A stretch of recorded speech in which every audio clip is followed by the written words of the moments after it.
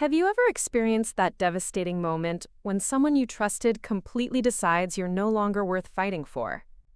When my husband Michael stood in our kitchen doorway and coldly declared that my stroke had made me useless, that I couldn't even manage basic tasks anymore, I felt my world crumble. But instead of breaking down, I did something that shocked us both.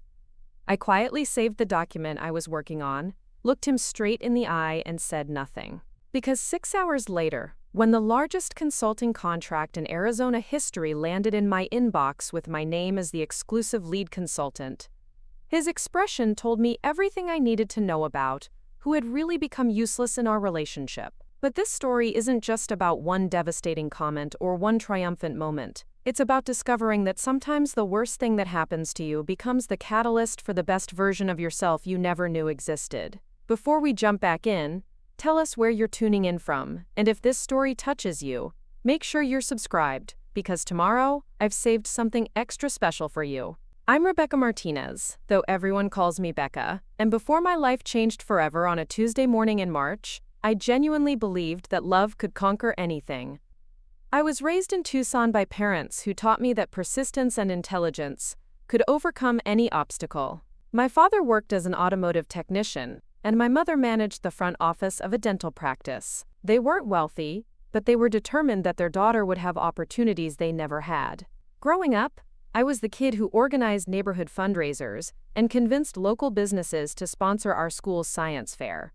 I had this natural ability to see systems and figure out how to make them work better. When other kids were playing video games, I was redesigning my bedroom layout for maximum efficiency or creating elaborate schedules to help my chronically disorganized mother manage her time. This analytical mindset served me well through college at the University of Arizona, where I double majored in business administration and industrial engineering. I worked 3 part-time jobs to pay my way through school, including a position at the university's efficiency consulting department, where I first discovered my passion for organizational transformation. There's something deeply satisfying about walking into a chaotic situation and leaving behind a smoothly functioning system. After graduation, I landed a position with a large consulting firm in Phoenix. But I quickly realized that corporate consulting often meant implementing cookie-cutter solutions that didn't address the unique challenges each business faced. I wanted to dig deeper, to really understand what made each organization tick, and develop customized strategies that would create lasting change. That drive led me to start Martinez Strategic Solutions when I was 28. I specialized in helping medium-sized businesses navigate growth challenges, operational inefficiencies, and strategic planning roadblocks. My approach was different from most consultants because I didn't just analyze problems from the outside.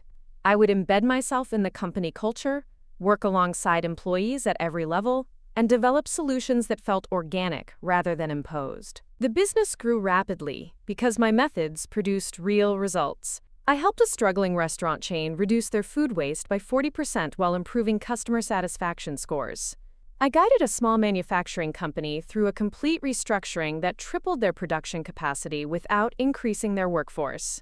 Word spread, and soon I was fielding calls from companies across the Southwest who had heard about the consultant, who could solve problems others couldn't even identify.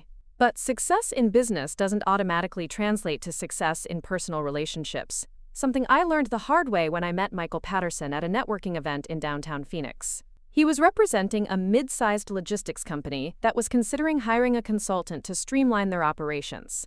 Michael had this confident energy that drew people to him, and when he approached me after my presentation about supply chain optimization, I was immediately attracted to his enthusiasm for innovative business solutions.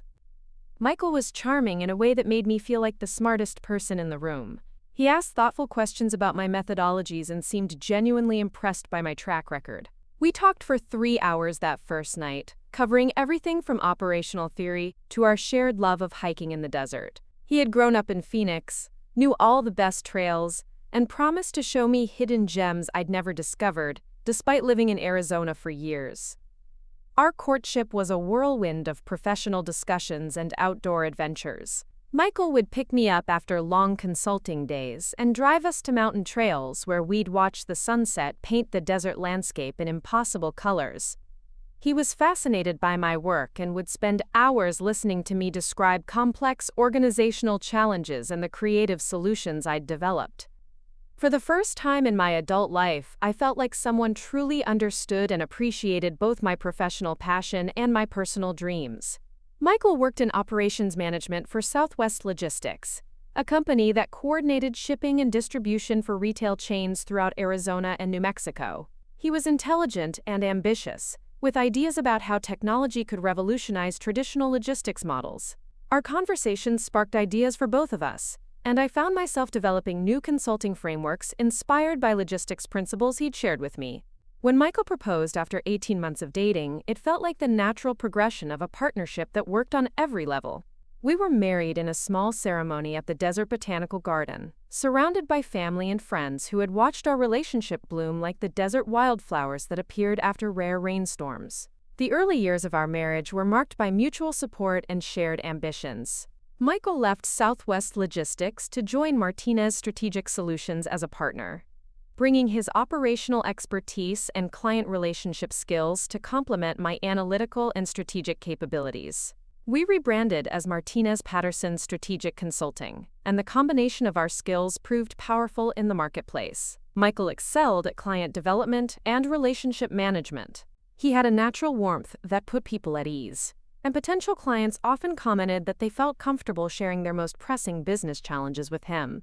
I remained focused on the strategic analysis and solution development that had built my reputation. But now I had a partner who could ensure that clients felt heard and valued throughout the consulting process. Our home in North Scottsdale became a reflection of our shared success and complementary styles. I designed efficient systems for everything from household management to our home office setup, while Michael added warmth and personality through his choice of artwork and his talent for hosting gatherings that brought together an eclectic mix of clients, friends, and fellow business professionals. For 5 years, our life felt like a carefully orchestrated success story. Our consulting practice grew to include Fortune 500 clients, and we were regularly invited to speak at business conferences throughout the region.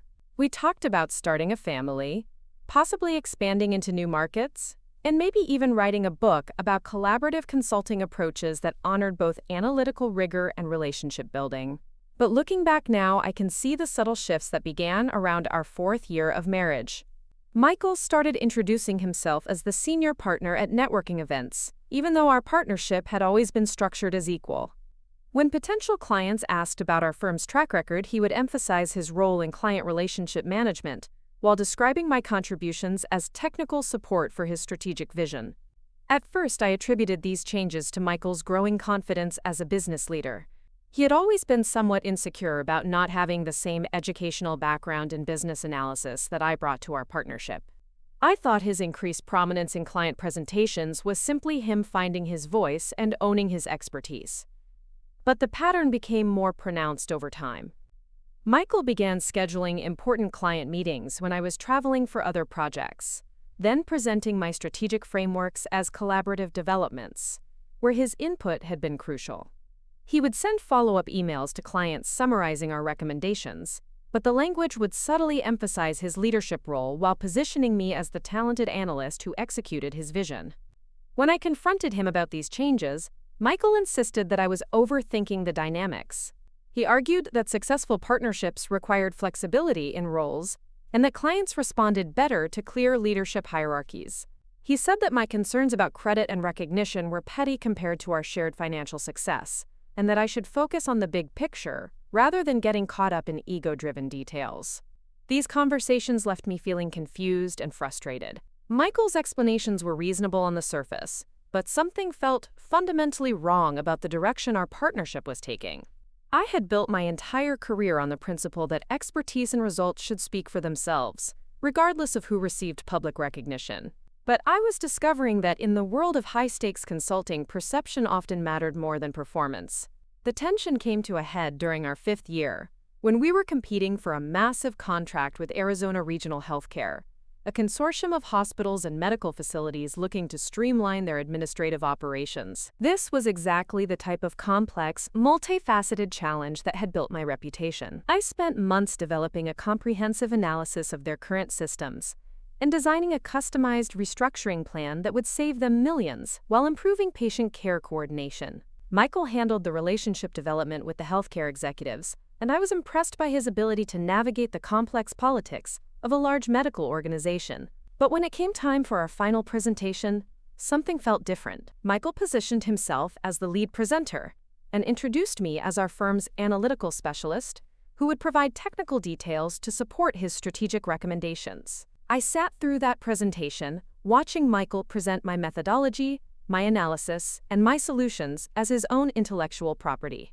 When the healthcare executives asked detailed implementation questions, he turned to me for answers, but framed my responses as elaborations on his foundational concepts. By the end of the meeting, anyone who hadn't worked with us before would have believed that Michael was the strategic mastermind, and I was simply the technical expert who helped execute his vision. We won the contract, which should have been a moment of celebration. Instead, I felt hollow and betrayed. That night, I tried to talk to Michael about how the presentation had made me feel, but he dismissed my concerns as professional jealousy. He pointed out that we had achieved our shared goal of landing the contract and that my focus on individual recognition was counterproductive to our team's success. For the first time in our marriage, I went to bed angry and woke up questioning fundamental assumptions about our partnership. I had always believed that Michael respected my expertise and valued my contributions equally. But the healthcare presentation forced me to acknowledge that somewhere along the way, our equal partnership had evolved into a hierarchy where my ideas became his intellectual property and my expertise was reframed as support for his leadership. This realization might have led to a serious conversation about restructuring our professional relationship and clarifying our respective roles. We might have found a way to address my concerns while maintaining the business success we had built together. But life had other plans that would change everything in ways neither of us could have anticipated. The morning of March 14th started like any other Tuesday. I woke up early to review the final details of a proposal I was preparing for a retail chain, considering a complete inventory management overhaul. Michael had already left for an early breakfast meeting with a potential client, and I was grateful for the quiet time to focus on the complex logistics analysis that the proposal required. I had been working at my home office desk for about 3 hours when I noticed a strange tingling sensation in my right hand.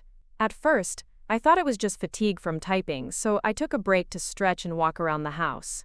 But the tingling persisted and began spreading up my arm. Preparing and narrating this story took us a lot of time, so if you are enjoying it, subscribe to our channel. It means a lot to us. Now back to the story. When I tried to return to my computer, I found that my right hand wasn't responding normally to my commands. The realization that something was seriously wrong hit me gradually, then all at once.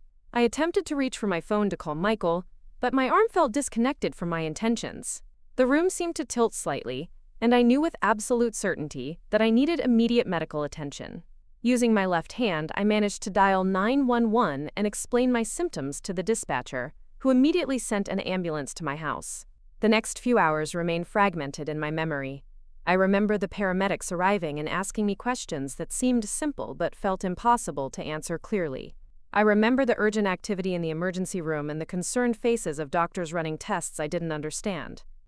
But the moment that stands out with crystal clarity is when Dr. Sarah Chen, the neurologist assigned to my case, sat down beside my hospital bed and gently explained that I had experienced a stroke.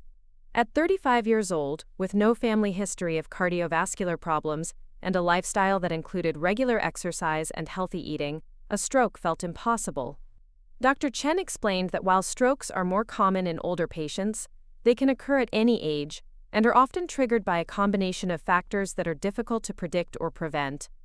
In my case, a small blood clot had blocked circulation to a specific area of my brain that controlled motor function and speech coordination. The next several days passed in a blur of medical evaluations, treatment protocols, and tentative prognoses. The doctors were cautiously optimistic that I had received medical attention quickly enough to minimize permanent damage, but they were also honest about the challenges that lay ahead. My right side showed significant weakness, my speech was noticeably slurred, and my fine motor coordination was severely compromised.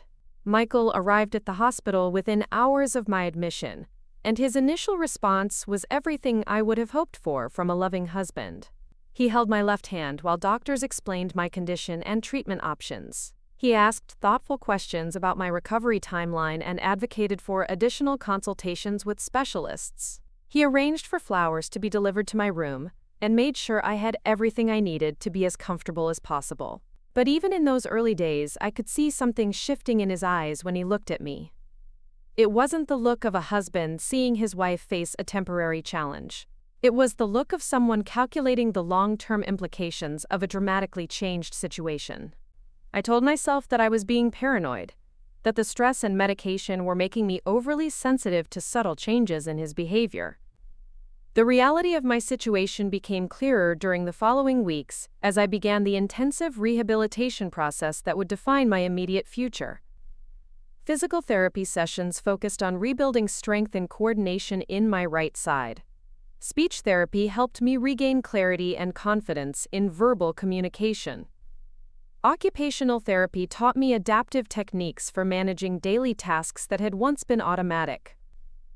Each small improvement felt like a major victory, but progress was slower and more frustrating than I had anticipated.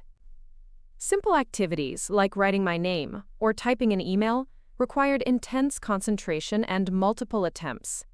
Tasks that had once taken minutes now consumed hours of my day. The gap between my mental capabilities and my physical limitations created a constant source of frustration that I struggled to manage.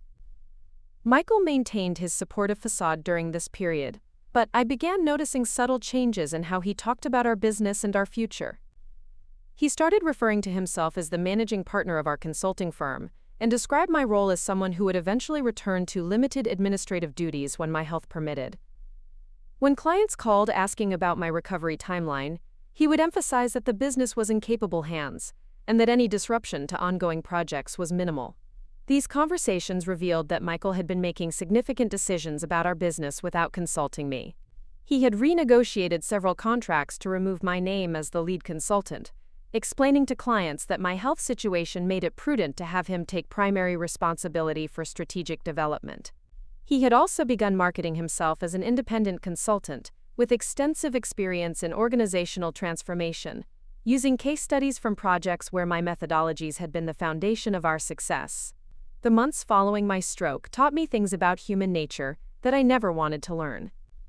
When someone faces a life-altering medical crisis, you discover who truly cares about your well-being versus who merely tolerates your presence when it's convenient. The people who matter will find ways to support you that honor your dignity while acknowledging your challenges. Others will use your vulnerability as an opportunity to reshape reality according to their own preferences. During those early weeks of recovery, I experienced both types of responses from the people in my life. My parents drove up from Tucson every weekend, bringing homemade meals and genuine encouragement. They never treated me like I was fragile or broken, instead focusing on my progress and celebrating small victories with the same enthusiasm they had shown for my business achievements. My father, practical as always, researched adaptive equipment and brought me ergonomic tools that made daily tasks easier. My mother, ever the organizer, helped me establish routines that accommodated my new limitations while maintaining my independence. Several of my longtime clients reached out personally to check on my recovery and expressed their hope that I would return to consulting when I felt ready. These conversations were often emotional because they reminded me that my professional relationships had been built on genuine mutual respect rather than mere transactional exchanges. These clients understood that my value came from my analytical abilities and strategic insights, not from my physical dexterity or traditional presentation skills. But the response that surprised me most came from my former assistant, Maria Gonzalez, who had left our firm 6 months before my stroke to pursue her master's degree in business administration. Maria called me 3 weeks after my hospitalization, not to offer sympathy, but to share her excitement about a research project she was conducting on adaptive workplace technologies. She had been studying how companies could better accommodate employees with various physical limitations, and my situation had inspired her to focus specifically on consulting and professional services industries. Maria's perspective was refreshing because she approached my stroke as a challenge to be solved rather than a tragedy to be mourned. She spent hours researching voice recognition software, adaptive input devices, and presentation technologies that could help me maintain my professional capabilities while working within my new physical parameters. More importantly, she helped me recognize that adaptation didn't mean accepting diminished capacity. It meant finding innovative ways to achieve the same excellent results through different methods. This realization became crucial as I navigated the complex dynamics of my relationship with Michael during my recovery period. While friends and family focused on helping me adapt and thrive, Michael seemed increasingly preoccupied with how my stroke affected his image and business prospects. He never directly criticized my limitations, but his behavior revealed a fundamental discomfort with any situation he couldn't control or manage, according to his preferences. The contrast became particularly evident during my first attempts to participate in client meetings from home using video conferencing technology. I had carefully prepared for these sessions, testing my speech clarity and practicing my presentation delivery to ensure I could contribute meaningfully despite my physical challenges. But Michael would consistently interrupt or redirect conversations when clients asked questions that required my specific expertise, explaining that I was still recovering and shouldn't be overwhelmed with complex technical discussions. These interruptions were presented as protective gestures, but they effectively communicated to clients that I was no longer capable of handling the sophisticated analytical work that had built our reputation. Michael's behavior created a self-fulfilling prophecy where clients began directing their questions to him instead of me, not because my answers lacked quality, but because his interventions suggested that I wasn't ready for serious professional engagement. The most painful aspect of this dynamic was recognizing that Michael genuinely believed he was helping me by managing client expectations and protecting me from potential embarrassment. His worldview couldn't accommodate the possibility that I might be capable of excellent work, despite physical limitations. Instead of supporting my efforts to adapt and excel, he was unconsciously sabotaging my attempts to maintain professional relevance. This pattern extended beyond our business interactions into our personal relationship. Michael began making decisions about our social calendar without consulting me, declining invitations to events where he thought I might struggle with mobility or communication challenges. He rearranged our home office to limit my access to files and equipment, explaining that I shouldn't stress myself with work-related activities until I was fully recovered.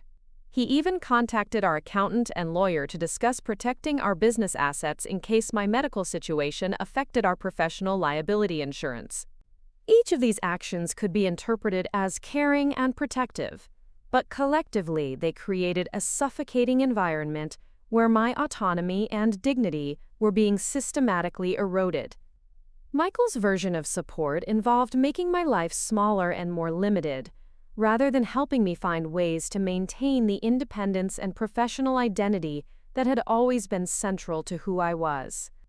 The breaking point in this dynamic came during a video call with Arizona Regional Healthcare, the major contract we had won just before my stroke.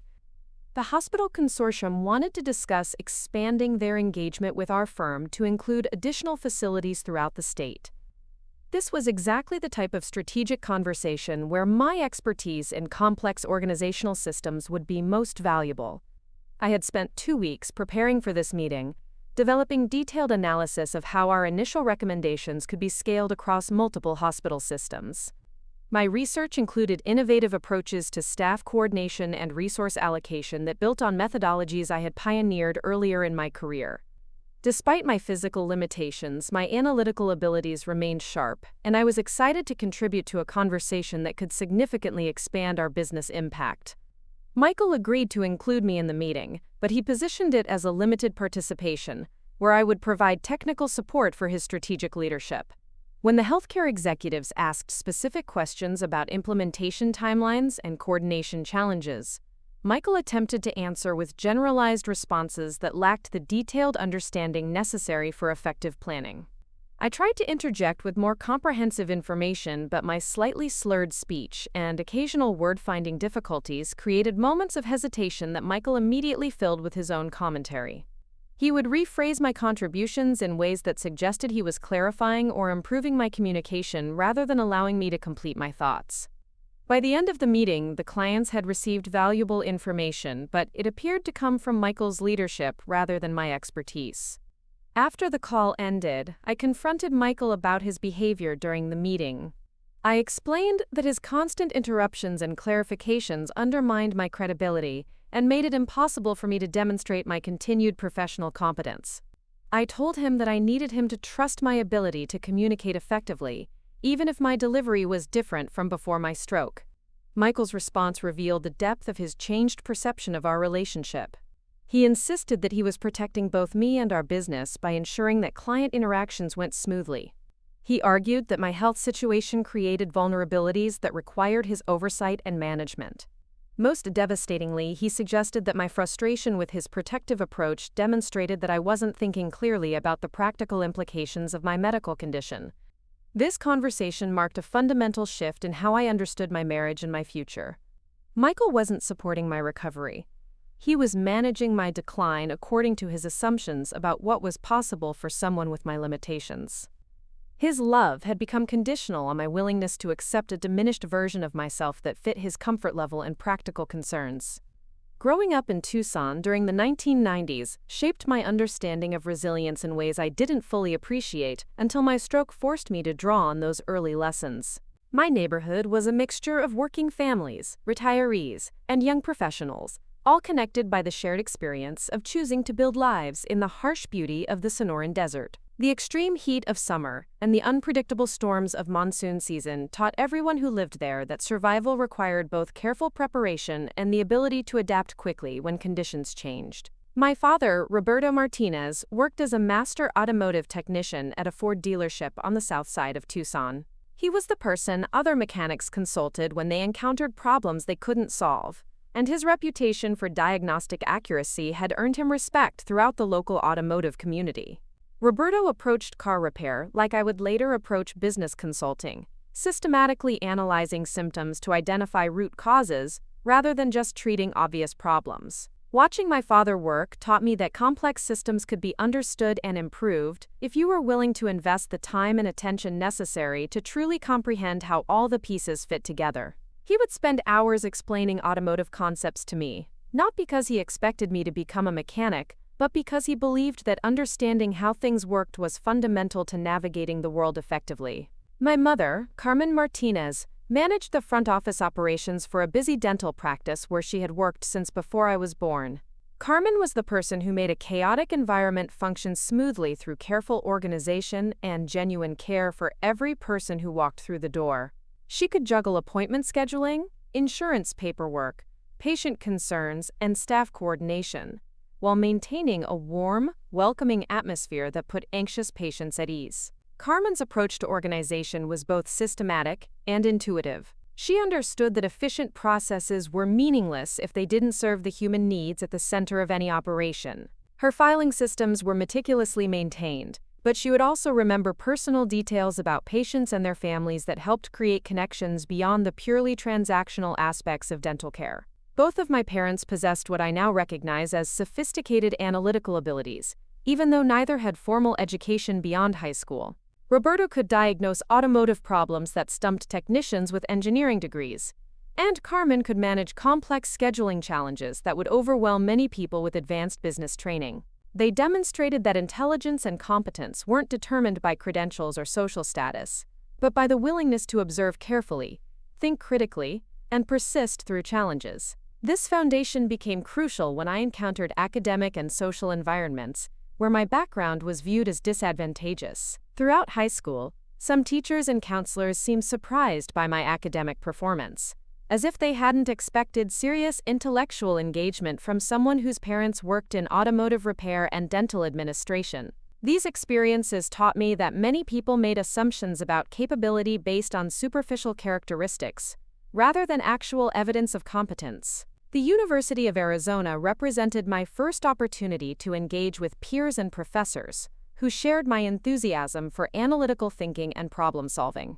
My double major in business administration and industrial engineering allowed me to explore both the human dynamics and technical systems aspects of organizational effectiveness. I was particularly drawn to courses that examined how individual motivation and systematic processes could be aligned to create environments where both people and organizations could thrive. During my junior year, I secured an internship with the university's efficiency consulting department, which provided advisory services to local businesses struggling with operational challenges. This position introduced me to the satisfaction of helping organizations identify and resolve problems that had been limiting their success. I discovered that I had an intuitive ability to see patterns and connections that weren't immediately obvious to others, and I found genuine fulfillment in developing solutions that created measurable improvements in both efficiency and employee satisfaction. The internship also taught me about the politics and personalities that often complicated even straightforward business problems. I learned that successful consulting required not just analytical skills, but also the ability to navigate organizational dynamics, communicate complex ideas clearly, and build trust with people who might initially be skeptical of outside advice. These interpersonal skills became as important to my professional development as the technical knowledge I was gaining through my engineering coursework. After graduation, my first position with Phoenix Strategic Consulting exposed me to the broader world of business transformation at a scale I hadn't previously imagined. The firm worked with Fortune 500 companies implementing changes that affected thousands of employees and millions of dollars in operational costs. I was initially overwhelmed by the complexity and high stakes of these engagements, but I quickly discovered that the same systematic approach that had served me well in smaller projects could be scaled up to address much larger challenges. However, I also became frustrated with the cookie-cutter methodology that many large consulting firms employed. Clients were often presented with standardized solutions that had worked in other contexts but didn't account for the unique culture, constraints, and opportunities that defined their specific situations. I watched talented, experienced managers struggle to implement recommendations that made sense on paper but ignored crucial aspects of their operational reality. This frustration motivated my decision to start Martinez Strategic Solutions, where I could develop truly customized approaches that honored the complexity and individuality of each client organization. I wanted to create a consulting practice that combined rigorous analytical methodology with deep respect for the human elements that determined whether any change initiative would ultimately succeed or fail. The early years of building my own practice were simultaneously exhilarating and terrifying.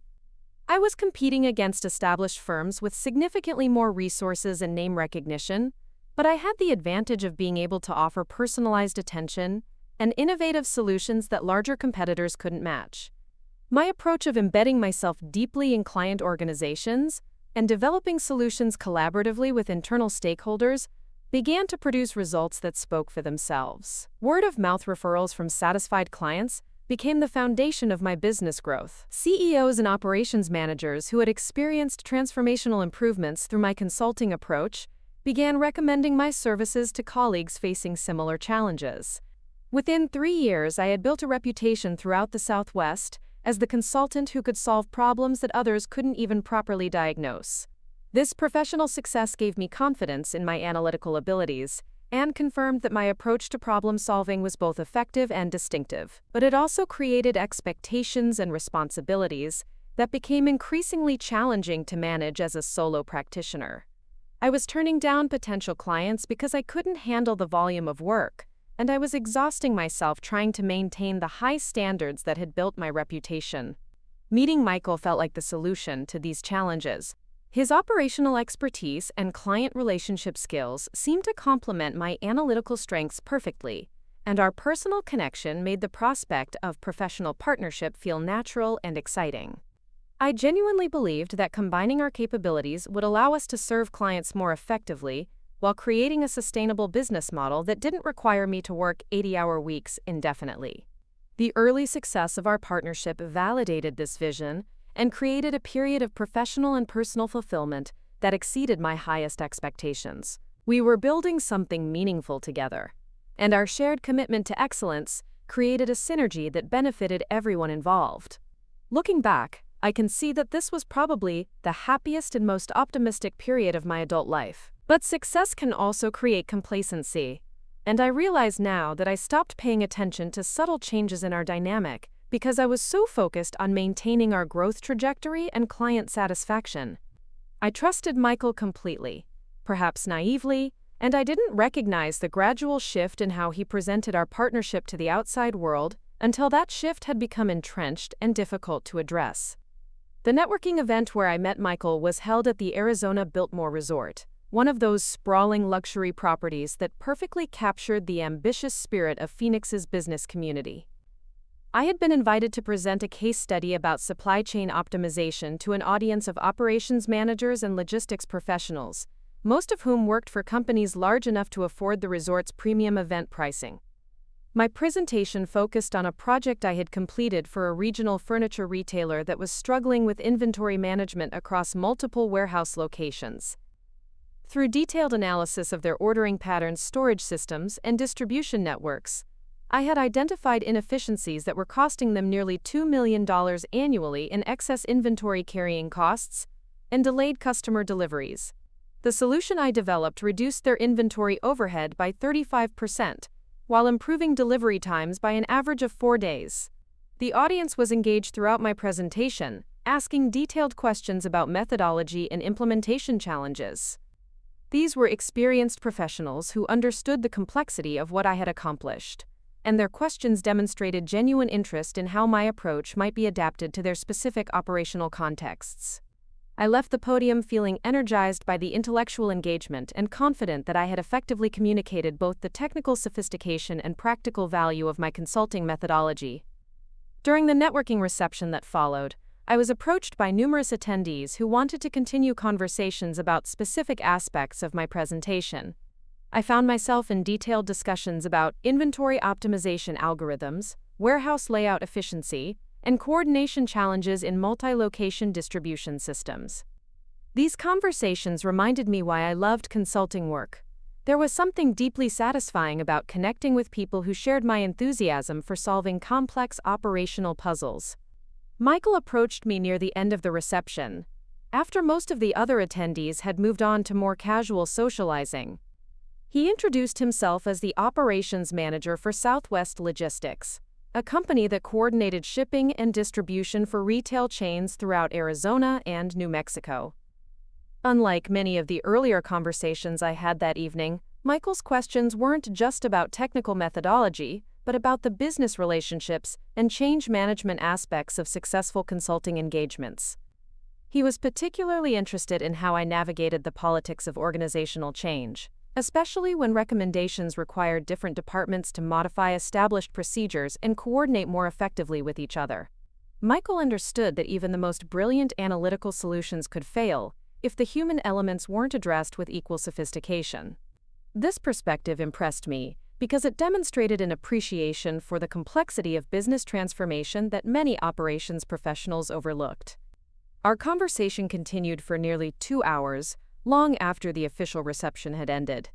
We moved to the resort's outdoor terrace, where we could talk more privately while enjoying the clear desert night sky. Michael shared details about coordination challenges his company faced when managing distribution for clients, with seasonal inventory fluctuations and unpredictable demand patterns. His descriptions of these challenges sparked ideas for analytical approaches that I hadn't previously considered, and I found myself genuinely excited about the possibility of working together on solutions. But our connection wasn't purely professional. Michael had grown up in Phoenix and knew the desert landscape with the intimacy of someone who had spent years exploring its hidden beauty. He described hiking trails I had never heard of, swimming holes fed by desert springs, and viewpoints that offered spectacular perspectives on the city and surrounding mountains. His enthusiasm for the natural environment matched my own love of the outdoors, and I was charmed by his offer to serve as my personal guide to the best outdoor experiences Arizona had to offer. When Michael called me 3 days later to invite me on a sunset hike in the McDowell Mountains, I accepted eagerly. The trail he chose was moderately challenging, with enough elevation gain to provide spectacular views of the Valley of the Sun without being intimidatingly difficult. As we climbed through landscapes of giant saguaro cacti and colorful desert wildflowers, our conversation flowed effortlessly between personal history and professional aspirations. Michael was an excellent hiking companion, setting a comfortable pace and sharing his knowledge of desert ecology along the way. He pointed out bird species I had never noticed, explained the seasonal patterns of various desert plants, and shared stories about memorable outdoor adventures from his childhood and college years. His passion for the natural world was genuine and infectious, and I found myself seeing familiar landscapes through his more experienced and appreciative eyes. Our first hiking adventure extended into dinner at a small Mexican restaurant that Michael claimed served the best authentic Sonoran cuisine in the Phoenix area.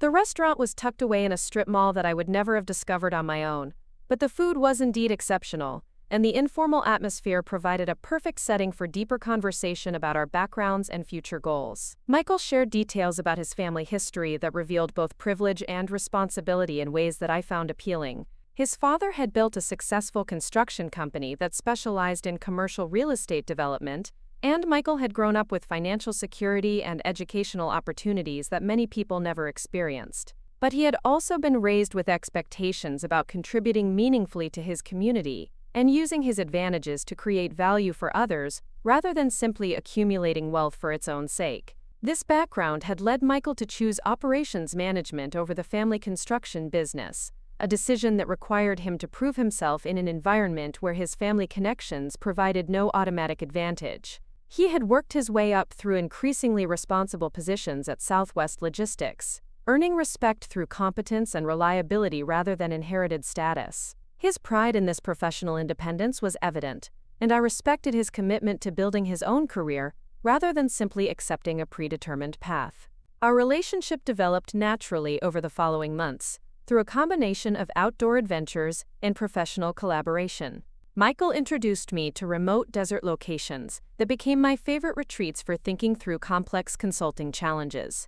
I shared insights from my work that sparked ideas for improvements in his company's operational efficiency. We discovered that our different areas of expertise created opportunities for mutual learning that enhanced both of our professional capabilities. The transition from friendship to romance felt inevitable and comfortable. Michael was affectionate without being overwhelming, intellectually engaging without being competitive, and supportive of my career ambitions in ways that felt genuine rather than calculated.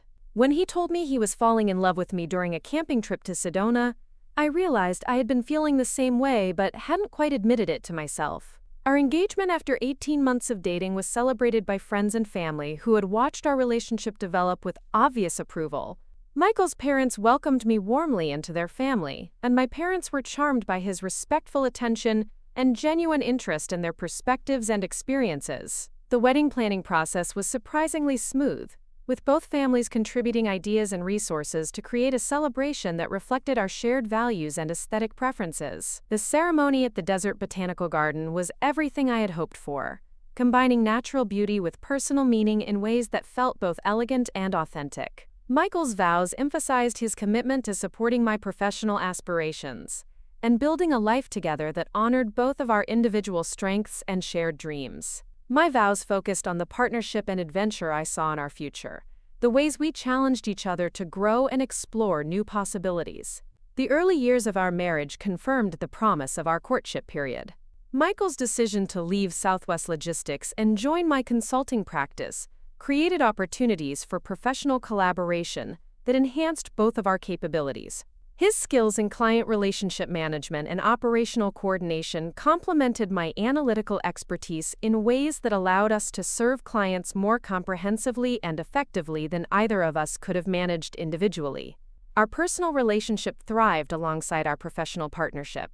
We maintained our shared enthusiasm for outdoor adventures, exploring new hiking trails and camping locations throughout Arizona and neighboring states. We supported each other through the challenges and stresses of building a business, celebrating successes together, and providing mutual encouragement during difficult periods. The home we created in North Scottsdale reflected our combined aesthetic sensibilities and practical needs. The office space we designed allowed us to work effectively either independently or collaboratively, depending on the requirements of specific projects. The outdoor areas provided spaces for relaxation and entertaining that took advantage of Arizona's spectacular climate and natural beauty.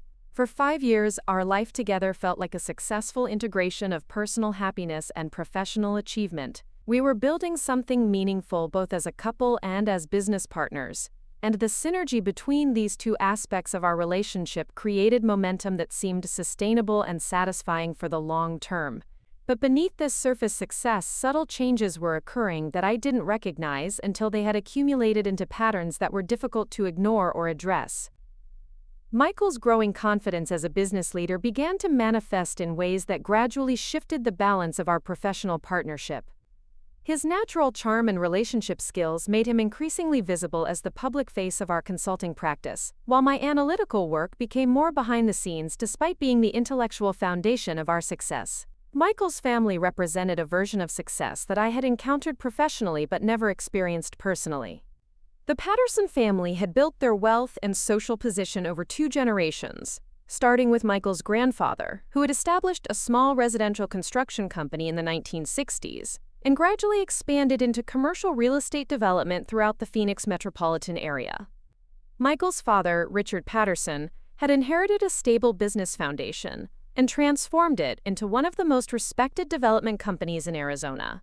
Patterson Development specialized in mixed-use projects that combined retail, office, and residential spaces in carefully planned communities that enhanced property values throughout the regions where they built. Richard's reputation was built on delivering projects on time and on budget, while maintaining architectural and environmental standards that exceeded typical industry practices.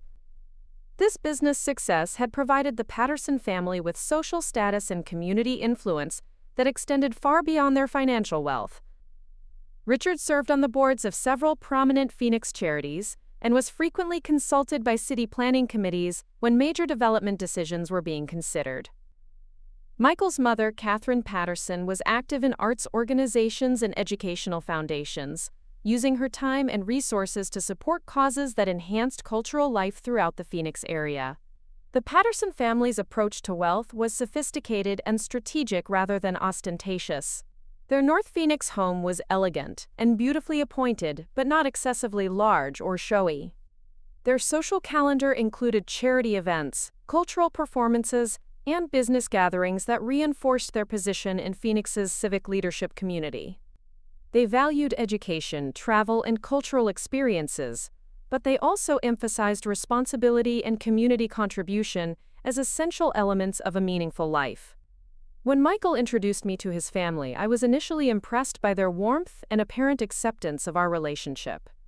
Richard and Catherine asked thoughtful questions about my consulting work and seemed genuinely interested in my business methodology and client success stories. They included me in family gatherings and social events, without any apparent concern about my more modest background or different social connections. But over time, I began to notice subtle patterns in how the Patterson family discussed professional achievement and social contribution. Their conversations assumed familiarity with exclusive social venues, expensive travel destinations, and cultural events that required significant financial resources to access regularly. They referenced business relationships and social connections that were built on family networks spanning multiple generations rather than individual professional accomplishments. Most significantly, their understanding of business success was shaped by the real estate development industry, where reputation and relationship management often mattered more than technical innovation or analytical sophistication. Richard's success had been built on his ability to navigate complex political and financial relationships, while managing construction projects that required coordination among dozens of different specialists and contractors. This background created a worldview where leadership meant orchestrating other people's expertise, rather than developing specialized knowledge in any particular technical area. This perspective became increasingly evident in how Michael's family discussed our consulting practice. They understood that I possessed valuable analytical skills, but they viewed Michael's role in client relationship management as the more challenging and important aspect of our business success.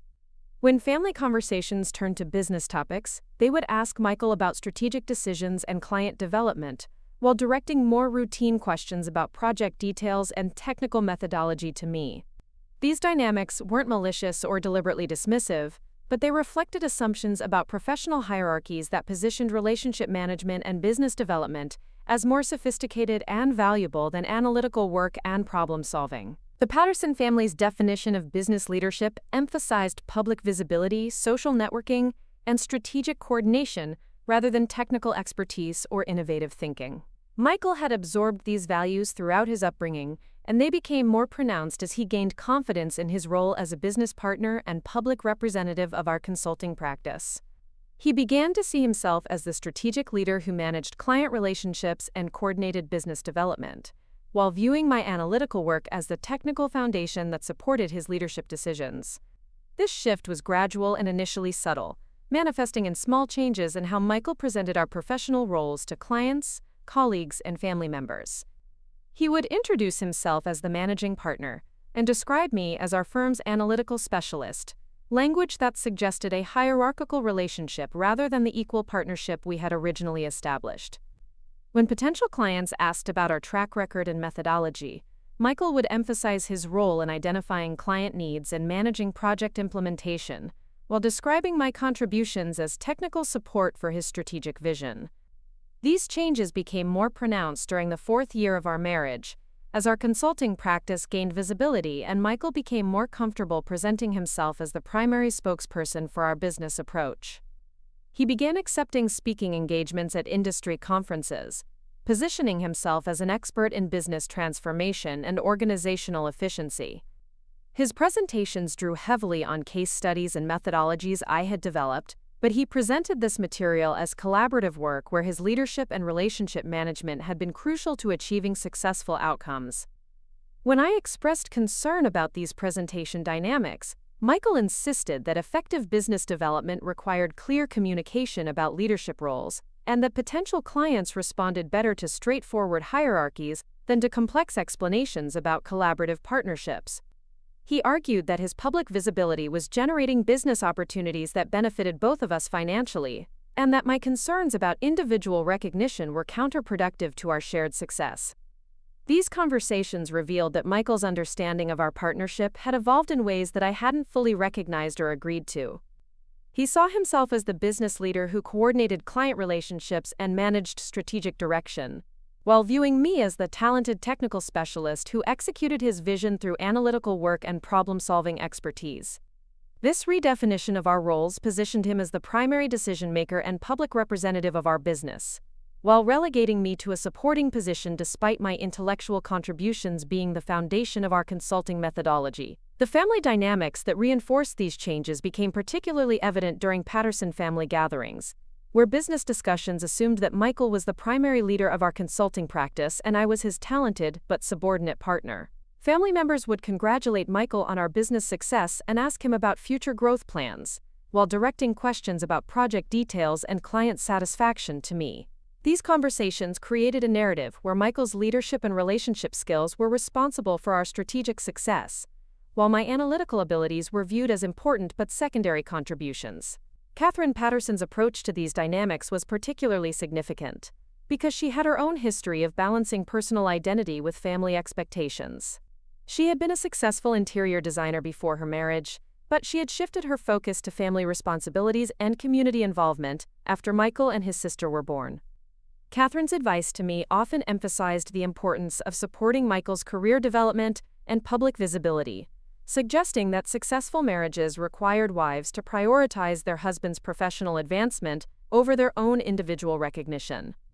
This guidance was offered with genuine affection and concern for our relationship, but it reflected assumptions about gender roles and professional partnerships that conflicted with my own values and career aspirations. Catherine's worldview assumed that women's professional success should be channeled through supporting their husbands' achievements, rather than pursuing independent recognition and advancement. She couldn't understand why I was concerned about individual credit and visibility when our combined financial success was growing steadily. The most challenging aspect of navigating these family dynamics was recognizing that the Patterson family's perspective wasn't motivated by malice or deliberate discrimination. They genuinely believed that they were supporting our relationship and business success through advice and social connections that reflected their understanding of effective professional partnerships. Their worldview had been shaped by generational experiences, where traditional gender roles and clear hierarchical structures had produced stability and prosperity for their family. But these traditional approaches were incompatible with my own values and professional identity, which had been built on the principle that expertise and results should be recognized and rewarded regardless of gender or relationship status. The gradual erosion of my professional visibility and decision-making authority within our partnership created tensions that I initially tried to manage through compromise and accommodation, hoping that Michael would eventually recognize the unfairness of these dynamics and work with me to establish more equitable arrangements. The systematic erosion of my professional identity began so gradually that I initially dismissed it as temporary adjustments to our business model. Michael had always been more comfortable in social situations and client-facing activities, so when he started taking the lead in initial client meetings and contract negotiations, I assumed he was simply leveraging his natural strengths to benefit our shared practice. I was content to focus on the analytical work that I found most intellectually satisfying, trusting that our partnership would continue to reflect the equal contribution and shared decision-making that had characterized our early collaboration. But as months passed, I noticed that Michael's role in client presentations was expanding beyond relationship management into areas where my expertise was more relevant and substantial. During strategy sessions, where I would typically lead discussions about analytical methodology and implementation planning, Michael began positioning himself as the primary consultant, while describing my contributions as technical support for his broader vision. He would introduce our recommendations using language that suggested he had developed the strategic framework, then invite me to provide detailed explanations of specific analytical components. These changes in presentation style might have seemed minor to outside observers, but they fundamentally altered how clients understood our respective roles and capabilities. Instead of seeing me as a strategic innovator who had developed our distinctive consulting methodology, clients began to view me as the skilled technician who helped implement Michael's leadership decisions. This misperception became self-reinforcing as clients started directing strategic questions to Michael and technical inquiries to me, creating a dynamic where my contributions were increasingly marginalized, despite being intellectually foundational to our success. This shift became particularly pronounced during our work with Desert Vista Medical Center, a regional healthcare system that was struggling with coordination challenges across their multiple facilities. This project required exactly the type of complex systems analysis that had built my professional reputation, involving detailed examination of patient flow patterns, resource allocation systems, and communication protocols among different departments and locations.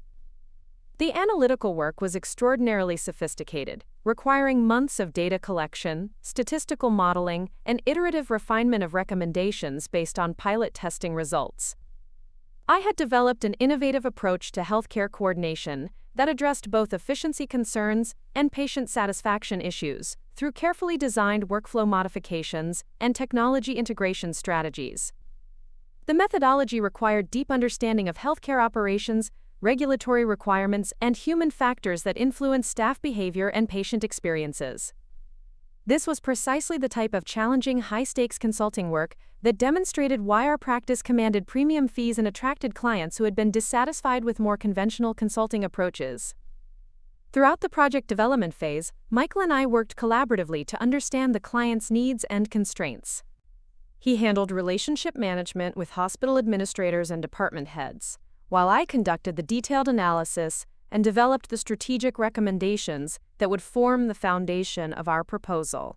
Our division of labor felt natural and productive, with both of us contributing essential elements to what promised to be one of our most significant and impactful engagements.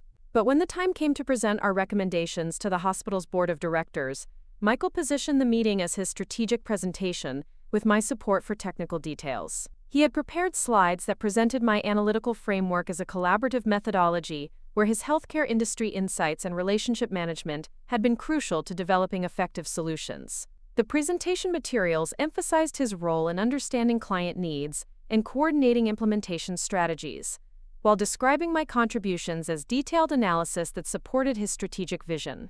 During the actual presentation, Michael delivered the strategic overview, using my analytical insights and recommendations, but he presented them as conclusions he had reached through his leadership of our collaborative process. When board members asked specific questions about methodology and implementation details, he would defer to me for technical explanations, but he framed these interactions as demonstrations of how our team approach combined his strategic leadership with my analytical expertise. The presentation was successful in terms of client satisfaction and contract approval, but it established a precedent that fundamentally altered how our professional partnership was understood by external audiences. The hospital board members left the meeting believing that Michael was the senior consultant who had developed their strategic solution, while I was the analytical specialist who had provided technical support for his strategic thinking. This misperception became part of the client relationship going forward, with hospital administrators directing strategic inquiries to Michael and implementation questions to me. When I attempted to discuss this dynamic with Michael after the presentation, he dismissed my concerns as misplaced priorities that overlooked our shared success in securing a valuable contract. He argued that effective consulting required clear communication about team roles, and that clients responded better to straightforward leadership hierarchies than to complex explanations about collaborative partnerships. He insisted that his presentation approach had been designed to maximize client confidence and contract value, and that my focus on individual recognition was counterproductive to our business objectives. This conversation revealed that Michael genuinely believed his approach was beneficial for both our practice and our clients. He couldn't understand why I was concerned about how our roles were presented as long as our combined work was producing excellent results and generating substantial revenue. His perspective reflected a business worldview where public recognition and credit assignment were less important than financial success and client satisfaction, and he seemed genuinely puzzled by my frustration with dynamics that he viewed as practical and effective. But the pattern established during the Desert Vista presentation began to replicate itself across other client engagements. Michael would position himself as the strategic leader during initial client meetings, then introduce me as the analytical specialist, who would provide technical support for his recommendations. During project development, he would take credit for strategic insights and methodological innovations that I had developed, presenting them as collaborative outcomes of his leadership approach. In follow-up communications with clients, he would summarize project results in ways that emphasized his role in identifying problems and coordinating solutions, while describing my contributions as detailed analysis that had supported his strategic direction. The cumulative effect of these presentation dynamics was to gradually redefine our professional relationship in ways that positioned Michael as the senior partner and primary decision-maker, while relegating me to a supporting role despite my contributions being intellectually foundational to our success. Clients began to view our practice as Michael's consulting firm with talented analytical support, rather than as an equal partnership between complementary experts. This shift in external perception began to influence internal dynamics within our practice as well. Michael started making business development decisions without consulting me, arguing that strategic planning and client relationship management were his primary responsibilities. He began negotiating contract terms and project scope without involving me in discussions, then presenting completed agreements as fait accompli that reflected his assessment of client needs and market opportunities. When I objected to being excluded from these decision-making processes, Michael insisted that efficient business operations required clear divisions of responsibility, and that my concerns about consultation reflected unrealistic expectations about partnership dynamics. He argued that his role in business development and client management required him to make strategic decisions quickly, and that involving me in every negotiation would slow down our response time and potentially cost us valuable opportunities. These justifications were presented as practical business considerations rather than deliberate attempts to marginalize my influence, but their cumulative effect was to systematically exclude me from strategic decisions about our practice's direction and priorities. Michael was effectively transforming our equal partnership into a hierarchical arrangement where he made business decisions and I provided analytical services to support his strategic vision. The most troubling aspect of this transformation was recognizing that Michael seemed genuinely unaware of how his behavior was affecting our partnership dynamics. He appeared to believe that he was simply leveraging his natural strengths in relationship management and business development to benefit our shared practice.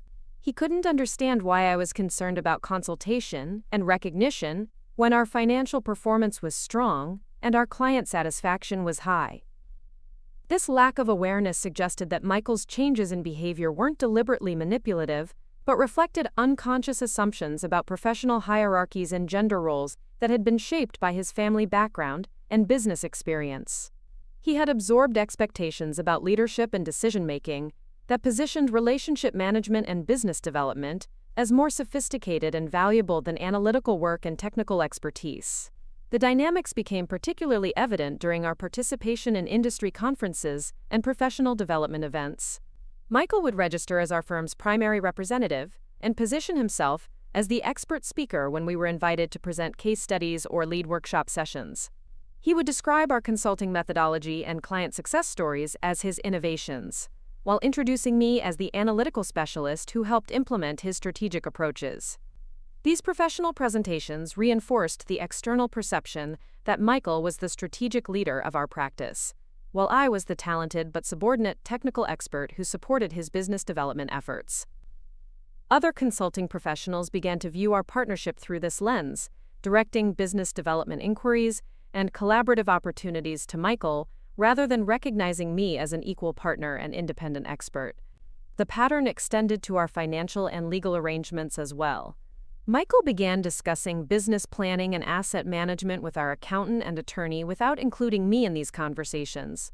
He would present strategic decisions about investments, insurance, and business structure as his responsibility as the managing partner, arguing that these administrative matters didn't require my input, since they didn't involve analytical methodology or client service delivery. When I insisted on being included in these discussions, Michael would reluctantly accommodate my requests but frame my participation as advisory input on his decision-making process rather than equal partnership in business management. He would consult with our professional advisors about strategic options, then brief me on his conclusions and invite my feedback on his preferred approaches. This process positioned him as the primary decision-maker and me as a consultant on his business planning, rather than recognizing our equal authority and shared responsibility for our practice's management. The financial implications of these dynamics became increasingly significant as our practice grew and generated substantial revenue. Michael was positioning himself to receive primary credit for our business success and to maintain control over strategic decisions about growth, investments, and long-term planning. If our partnership were to dissolve for any reason, the external perception of his leadership role would likely influence how our assets and client relationships were evaluated and divided. By the time I fully recognized the extent to which our partnership dynamics had shifted, the pattern was well established and difficult to address without creating significant conflict. Michael had built external relationships and professional reputation based on his position as the senior partner and strategic leader, and challenging this dynamic would require confronting not just his behavior, but also the expectations and assumptions of clients, colleagues, and professional advisors who had come to understand our practice through his presentation of our roles. The most painful aspect of recognizing these changes was understanding that they had occurred gradually and without my explicit consent or agreement. I had trusted Michael's judgment about business development and client relationship management, assuming that our underlying partnership remained equal and collaborative even as our public presentation evolved to emphasize his leadership role. I had prioritized harmony and business success over protecting my individual recognition and decision-making authority, and this accommodation had allowed Michael to gradually transform our partnership into something fundamentally different from what we had originally established.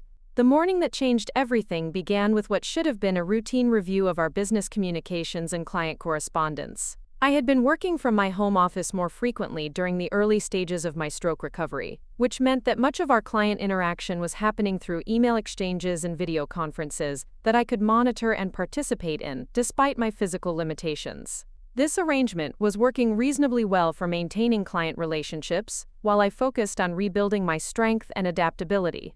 Michael had assured me that he was keeping me informed about all significant client developments, and that no major decisions were being made without my input and agreement. He would forward relevant email exchanges, brief me on phone conversations with clients, and include me in video conferences when my participation was necessary for technical discussions or strategic planning. This approach seemed to maintain the collaborative partnership that had always characterized our working relationship, even as my daily involvement was necessarily reduced during my recovery period.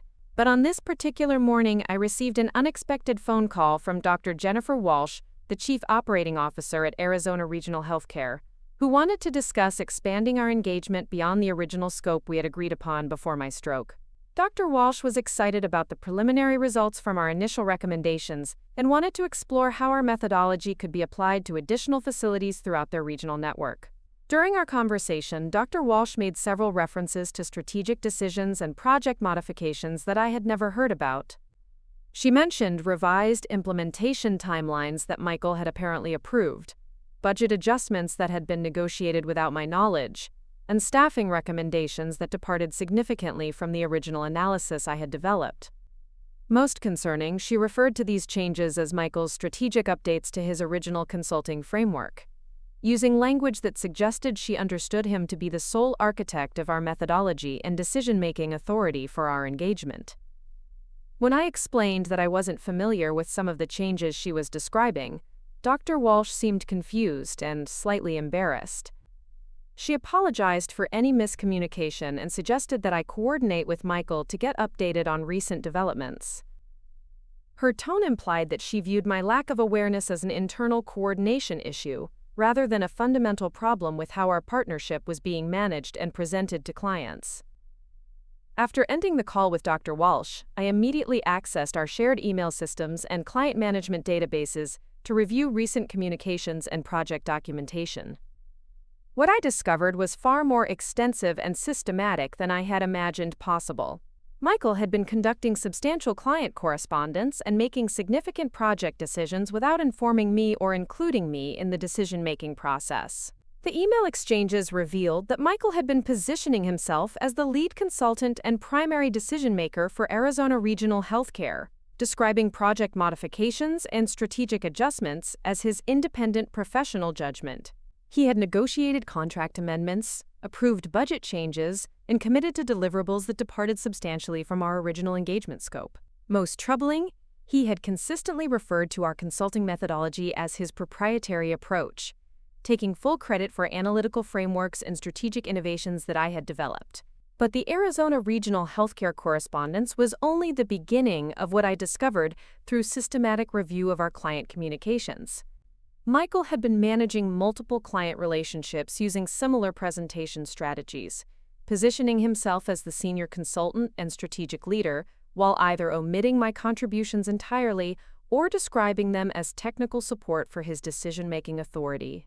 In some cases, he had been conducting ongoing client relationships that I was completely unaware of, having negotiated and begun implementation of consulting engagements without my knowledge or involvement. The scope of Michael's independent activity extended beyond client relationships to business development and partnership opportunities that could significantly affect our practice's direction and growth potential. He had been pursuing collaboration discussions with other consulting firms, exploring acquisition opportunities, and negotiating strategic alliances that would fundamentally alter our business model and competitive positioning. These negotiations had progressed to advanced stages in some cases, with Michael apparently having the authority to commit our practice to arrangements that I had never discussed or approved. Most devastating was discovering that Michael had been systematically documenting our client work and intellectual property in ways that minimized my contributions and positioned him as the primary creator of our distinctive consulting methodology. Project reports, case study summaries, and methodology documentation consistently described our work as Michael's innovations with analytical support provided by his team members. My role was presented as that of a skilled technician who helped implement his strategic vision, rather than as the intellectual architect of our analytical approach. This documentation pattern was particularly concerning because it created a paper trail that would support Michael's version of our partnership dynamics if our relationship were ever to be examined by legal or financial professionals. If our practice were sold, dissolved, or restructured, the written record would suggest that Michael was the intellectual leader and primary value creator, while I was a talented but replaceable team member, whose contributions were technical rather than strategic. The financial implications of these discoveries were staggering. Michael had been negotiating contract terms and fee structures that reflected his positioning as the senior partner and primary expert, capturing premium pricing for services that were based on my analytical methodology and intellectual property. He had also been making business development investments and strategic commitments that could affect our practice's profitability and growth potential, without consulting me about the financial risks or opportunity costs involved. But perhaps most painful was recognizing that Michael's behavior represented a comprehensive and systematic betrayal of the trust and partnership that I had believed defined our relationship. This wasn't a matter of occasional poor communication or different perspectives on business development priorities. Michael had been deliberately constructing an alternative version of our professional partnership that excluded me from decision-making authority, while appropriating my intellectual contributions for his independent advancement.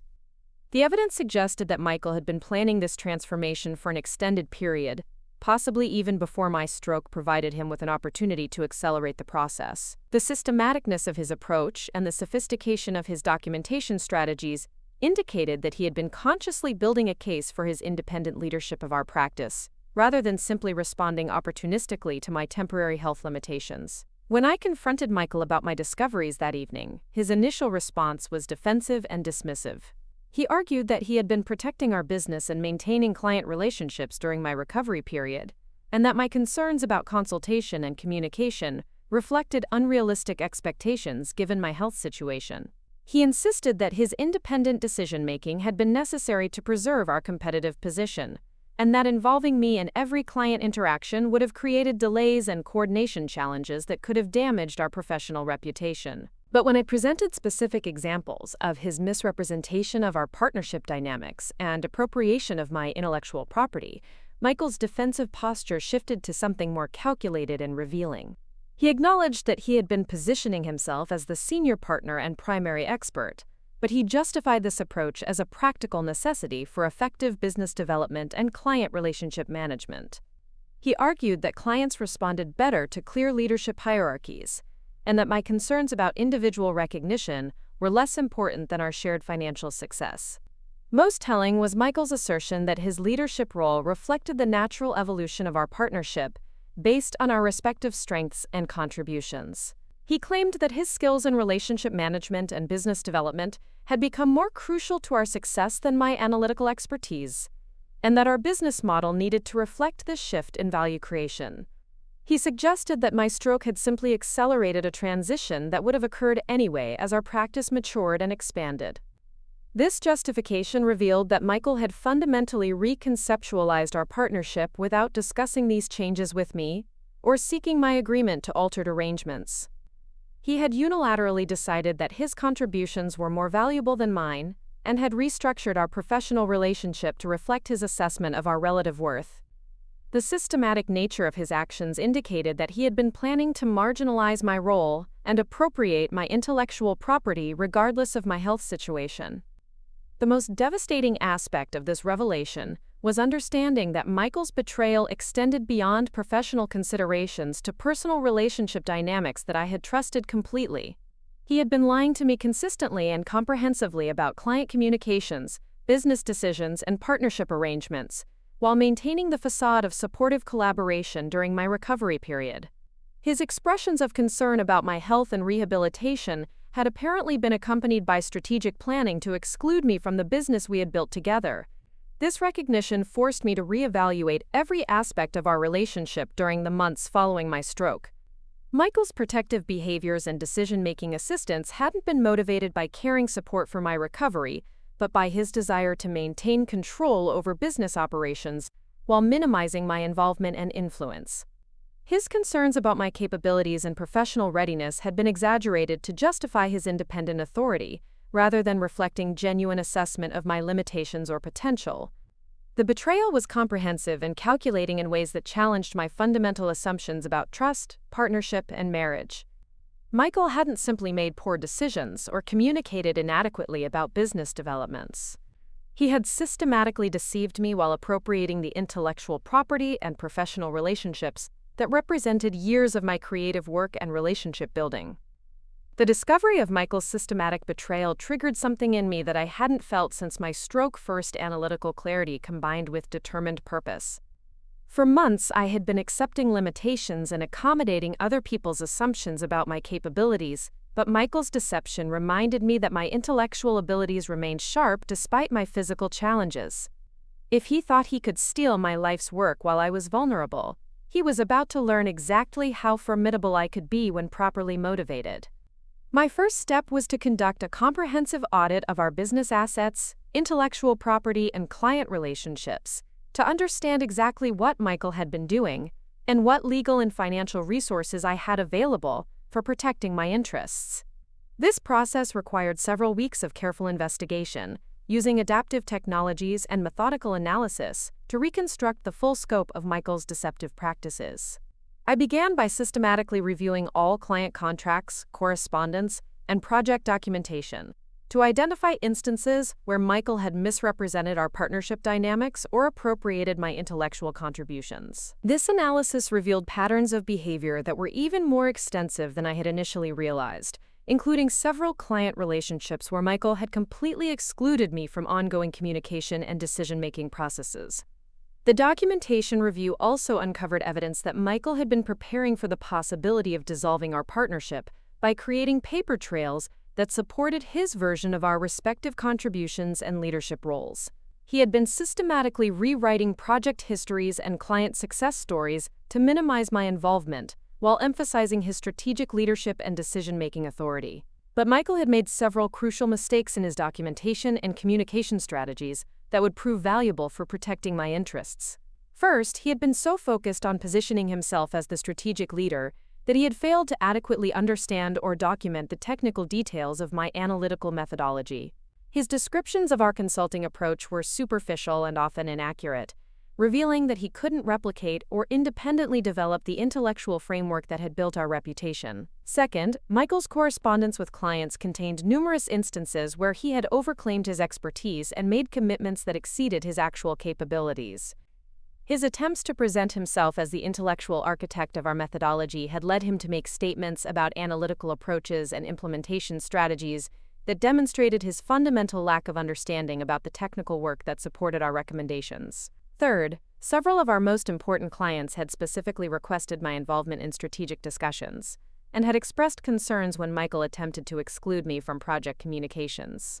These client preferences created documented evidence that my contributions were valued independently of Michael's relationship management, and that his attempts to marginalize my role were undermining client satisfaction rather than enhancing it. Most importantly, I discovered that all of our core intellectual property, including the analytical methodologies, assessment tools, and strategic frameworks that differentiated our practice from competitors, had been developed by me and was legally protected under intellectual property arrangements that predated our partnership. Michael had been using my proprietary methods without having any independent claim to their ownership or licensing rights. This intellectual property audit revealed that Michael's entire business strategy was built on assets that belonged to me rather than to our shared partnership. If I chose to withdraw my intellectual property from our collaborative practice, Michael would be left with client relationships but no distinctive methodology or competitive advantage to offer those clients. His positioning as the strategic expert would be exposed as fraudulent once clients realized that he couldn't deliver the analytical sophistication they had been promised. Armed with this understanding, I began developing a strategic response plan that would protect my interests while exposing Michael's deceptive practices. My approach needed to be legally sound, professionally ethical, and strategically effective in demonstrating my continued capabilities despite my stroke-related limitations. The first element of my strategy involved securing independent legal representation from an attorney who specialized in intellectual property and partnership disputes. I chose Jennifer Morrison, a lawyer whose reputation for aggressive advocacy and sophisticated legal analysis had earned her recognition throughout the Arizona business community.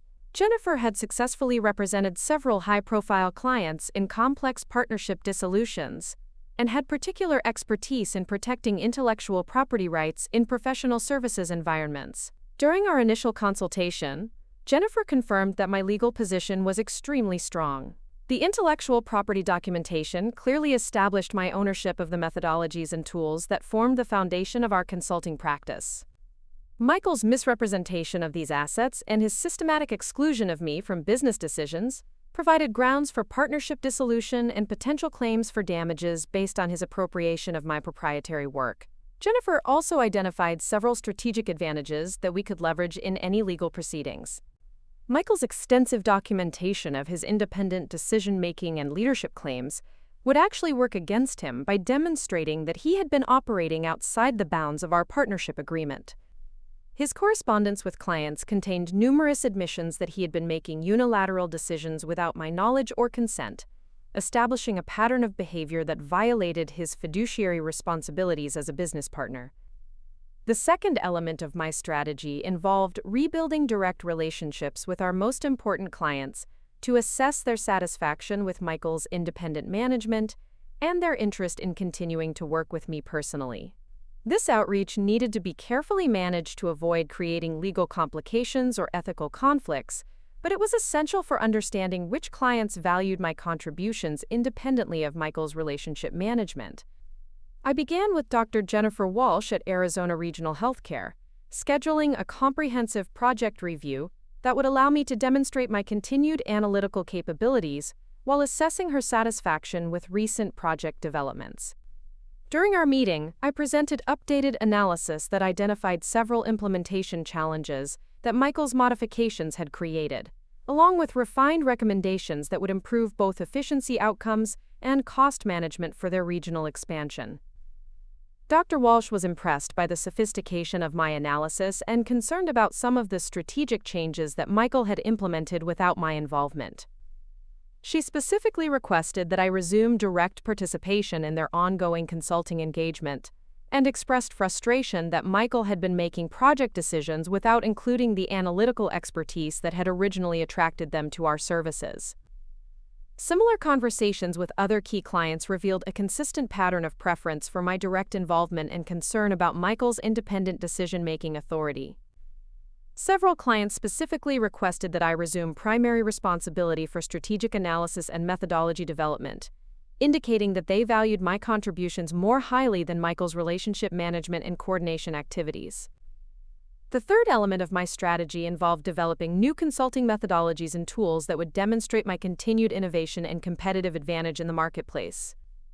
Despite my physical limitations, my analytical abilities remained exceptionally strong, and I was determined to prove that my stroke had not diminished my capacity for sophisticated strategic thinking and problem-solving. I spent several weeks developing an enhanced version of my organizational analysis framework that incorporated new insights about adaptive management and resilience planning that I had gained through my own recovery experience.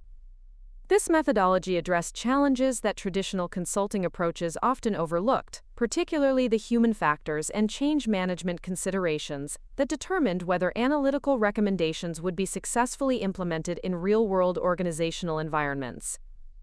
The new framework was significantly more sophisticated than my previous approaches and reflected analytical innovations that Michael couldn't possibly understand or replicate. I prepared comprehensive documentation and presentation materials that demonstrated both the theoretical foundation and practical applications of these enhanced methodologies, creating intellectual property that was clearly and exclusively mine. The fourth element of my strategy involved building relationships with other consulting professionals and potential strategic partners who could provide alternatives to continued collaboration with Michael. I reached out to several respected practitioners whose work I had admired and who might be interested in collaborative arrangements that would allow me to maintain independent consulting practice while benefiting from shared resources and professional support.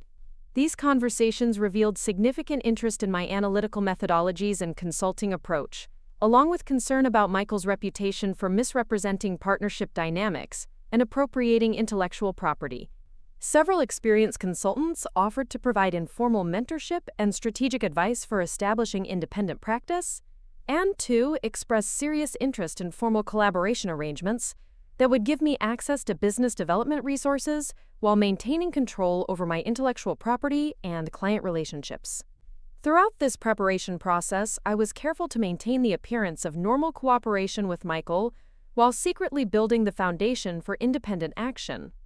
I continued to participate in client meetings and project development activities, but I documented all interactions carefully and avoided sharing any new intellectual insights or methodological innovations that Michael could potentially appropriate for his own use.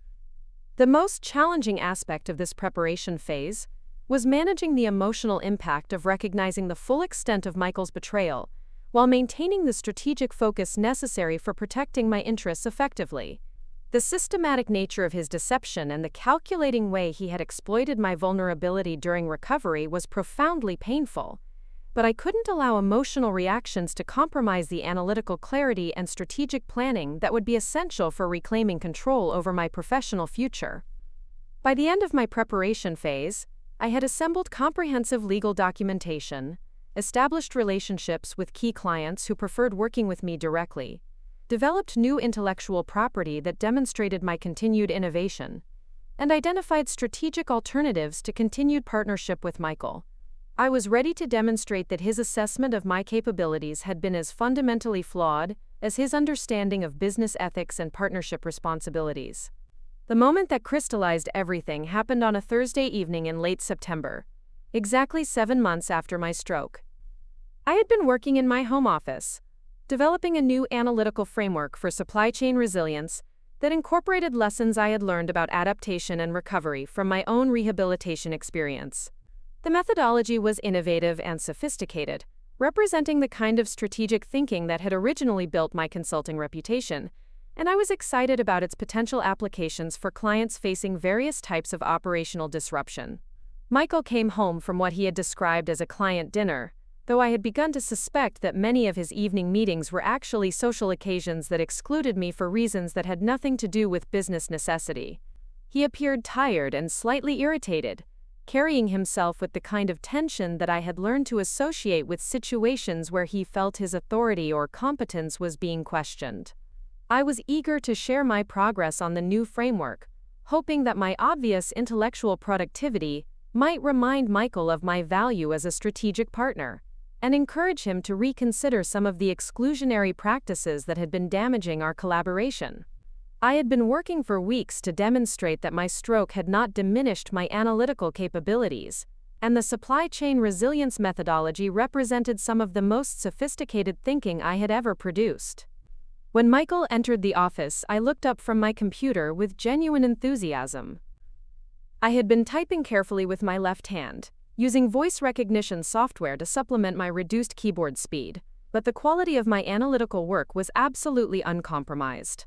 The methodology documentation was comprehensive and innovative, reflecting exactly the kind of strategic insight that our clients valued most highly. "I've been working on something exciting," I began, gesturing toward my computer screen. "A new approach to supply chain analysis that incorporates adaptive resilience principles. I think this could be revolutionary for our manufacturing and retail clients." Michael glanced dismissively at my computer, barely registering the work I had been describing. His expression was distracted and somewhat impatient, as if my enthusiasm was an interruption rather than an opportunity for productive collaboration. He moved toward the filing cabinet where we kept our client contracts, apparently more interested in business documents than in my strategic innovations. "That's nice, Rebecca," he said without looking at the screen or asking any questions about my methodology, "but I think we need to talk about something more important. I've been having conversations with several clients lately, and there are some concerns about your current capacity for handling complex consulting engagements." I felt a familiar surge of frustration mixed with hurt, but I tried to maintain a collaborative tone. "What kind of concerns?" "I've been participating in client meetings effectively, and my analytical work hasn't suffered at all. In fact, this new framework I've been developing is more sophisticated than anything I've created before." Michael turned toward me with an expression that combined condescension with what appeared to be genuine exasperation. "Rebecca, you need to be realistic about your situation. I've been covering for you with clients for months now, explaining away the speech issues and coordination problems. Do you have any idea how exhausting it is to constantly worry about whether you're going to embarrass us during important meetings?" The word embarrass hit me like a physical blow. I had been working extraordinarily hard to maintain professional standards, despite my physical limitations, using adaptive technologies and intensive practice to ensure that my contributions remained valuable and appropriate. The suggestion that I was an embarrassment rather than a continued asset was both professionally devastating and personally cruel. "I haven't embarrassed anyone," I replied, trying to keep my voice steady. "My clients have been satisfied with my work, and several have specifically requested my continued involvement in their projects. My analytical capabilities are completely intact." Michael's response revealed the depth of his changed perception of our relationship and my professional value. "Your analytical capabilities," he repeated with barely concealed sarcasm. "Rebecca, you can barely hold a coffee cup without shaking. You stumble over words during presentations. You take twice as long to complete basic tasks that used to be routine for you." He gestured toward my computer with obvious frustration. "You've been sitting at that desk for hours, pecking at the keyboard with one finger, trying to convince yourself that you're still the consultant you used to be. But face it, Rebecca, you're useless now. You can't impress clients when you can't even manage basic coordination. You can't lead strategic sessions when you struggle to get through sentences clearly. The word useless hung in the air between us like a toxic cloud. After everything we had built together, after 5 years of marriage and professional partnership, after my months of determined recovery and adaptation, Michael had reduced my worth to a single, devastating assessment. In his mind, my stroke hadn't created temporary challenges to be accommodated and overcome. It had fundamentally diminished my value as both a professional and a person. But something unexpected happened in response to Michael's cruel assessment. Instead of the crushing despair I might have expected, I felt a clarity and determination that I hadn't experienced since before my stroke. Michael's words were so obviously wrong, so fundamentally disconnected from reality, that they revealed more about his character and judgment than about my capabilities. I saved the document I had been working on and slowly turned my chair to face Michael directly. My voice was steady and calm when I responded, reflecting a confidence that surprised even me. You're absolutely right about one thing, Michael. Someone in this room has become useless. But it's not me. Michael's expression shifted from condescension to confusion, as if he hadn't expected me to respond with anything other than acceptance or defensiveness. He had apparently assumed that his assessment would devastate me, rather than clarify my understanding of our relationship dynamics. I continued with the same steady tone, feeling more certain of myself with each word. I've been developing innovative consulting methodologies while you've been taking credit for work you don't understand. I've been maintaining client relationships and delivering excellent results while you've been excluding me from decisions and misrepresenting my contributions. I've been adapting and growing stronger while you've been trying to make yourself feel important by diminishing me. The truth of these statements was obvious as I spoke them, and I realized that Michael's behavior over the past months had revealed fundamental character limitations that had nothing to do with my stroke or recovery challenges. He had chosen to respond to my vulnerability by exploiting it rather than supporting me, demonstrating that his version of partnership was conditional on circumstances that enhanced his ego rather than authentic collaboration between equals. Michael's face flushed with anger as he realized that his attempt to diminish me had backfired. You don't know what you're talking about, Rebecca. I've been protecting this business and keeping our clients satisfied while you've been focused on feeling sorry for yourself. Without my management and relationship building, we would have lost half our clients by now. His defensive response confirmed what I had begun to suspect about the true state of our business relationships. Michael's management had been creating problems rather than solving them, and his exclusion of me from client communications had been damaging rather than protecting our professional reputation. I smiled at Michael's obvious discomfort, feeling genuinely amused by his transparent attempts to rewrite history. We'll see about that, I said simply, turning back toward my computer. I think our clients might have different opinions about whose contributions they value most. That night, I began implementing the strategic plan I had been developing throughout my preparation phase. Michael's useless comment had removed any remaining reluctance I felt about protecting my interests aggressively, and demonstrating exactly how wrong his assessment had been. He was about to discover what useless really looked like, and it wasn't going to be a pleasant experience for him. The morning after Michael's devastating comment, I woke with a sense of purpose that I hadn't felt since before my stroke. His cruel assessment had inadvertently given me exactly the motivation I needed to stop accommodating his manipulation and start demonstrating my true capabilities. While he slept beside me, apparently unaware of the transformation his words had triggered, I quietly made my way to my home office and began implementing the strategic plan I had been developing for weeks. My first action was to contact Dr. Jennifer Walsh at Arizona Regional Healthcare, requesting an urgent meeting to discuss some concerns I had identified about their current project implementation. I scheduled the call for early morning, knowing that Dr. Walsh was typically in her office by 7 a.m. and that Michael would still be asleep. This timing would allow me to have a comprehensive conversation without his interference or knowledge. During our video conference, I presented a detailed analysis of the implementation challenges that Michael's recent modifications had created for their regional expansion project. Using adaptive presentation technology that compensated for my motor limitations, I walked Dr. Walsh through sophisticated data visualizations that clearly demonstrated how Michael's changes had introduced inefficiencies and potential compliance risks that could cost them millions in the long term. The analysis was thorough and compelling, incorporating new insights about healthcare coordination that I had developed through my enhanced methodology framework. I showed Dr. Walsh exactly how my original recommendations could be refined to address the expansion challenges more effectively while avoiding the problems that Michael's modifications had introduced. The presentation demonstrated not only my continued analytical excellence, but also my ability to innovate and improve upon previous work despite my physical limitations.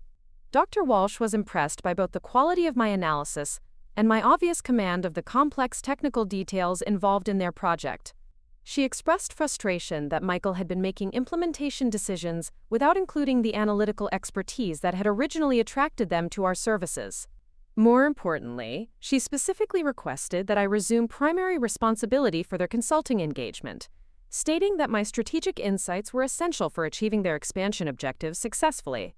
The conversation concluded with Dr. Walsh asking me to prepare a comprehensive project restructuring proposal that would restore our original analytical approach while incorporating the innovative enhancements I had developed.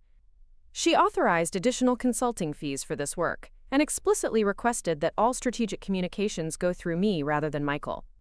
This represented a significant validation of my professional capabilities and a clear rejection of Michael's attempt to marginalize my role. My second strategic move involved contacting 3 other major clients who had expressed similar concerns about recent project management decisions. I scheduled individual meetings with each of them, presenting customized analyses that demonstrated how my direct involvement could improve their project outcomes while addressing specific challenges they were facing. The response from these clients was consistently positive and often enthusiastic. They had been frustrated by Michael's superficial understanding of the analytical work that supported our recommendations, and they were relieved to have direct access to the strategic expertise they had originally contracted for.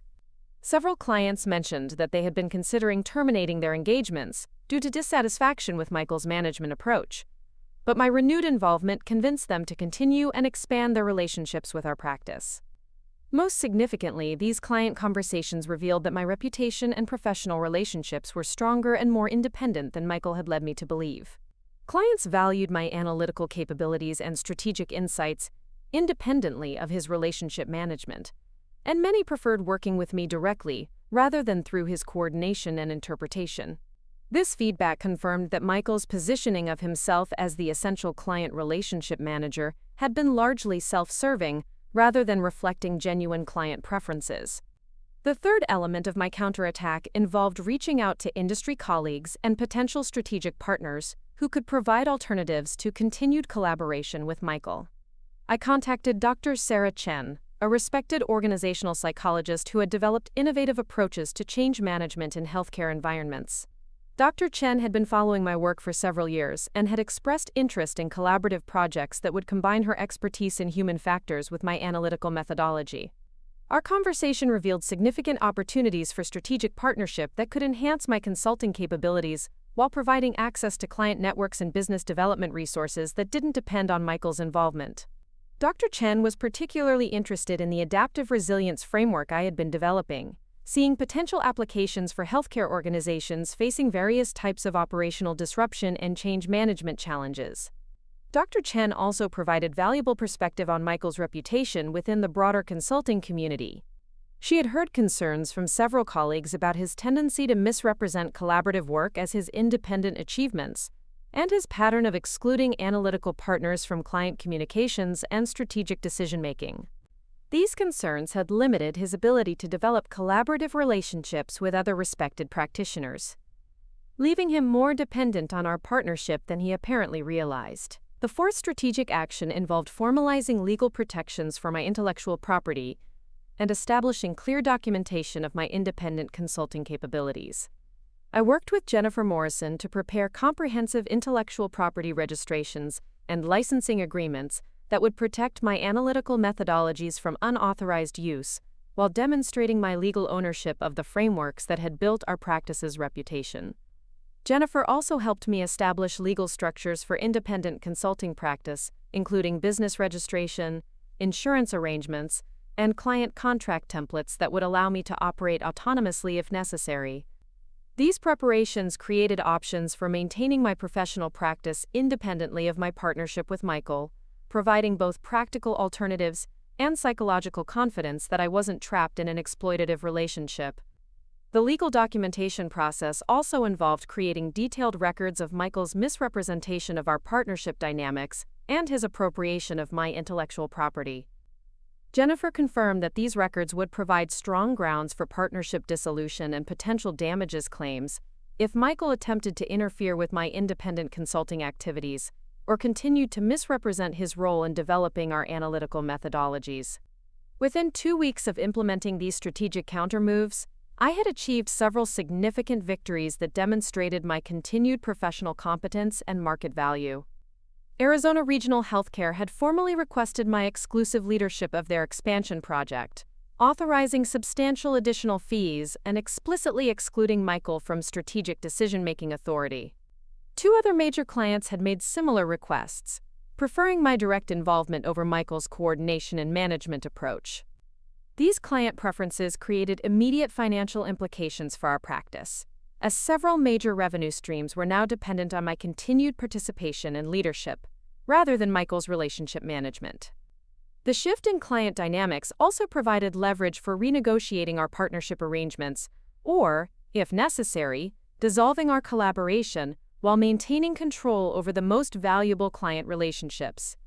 Most importantly, the positive response from clients and colleagues had restored my confidence in my professional capabilities and market value.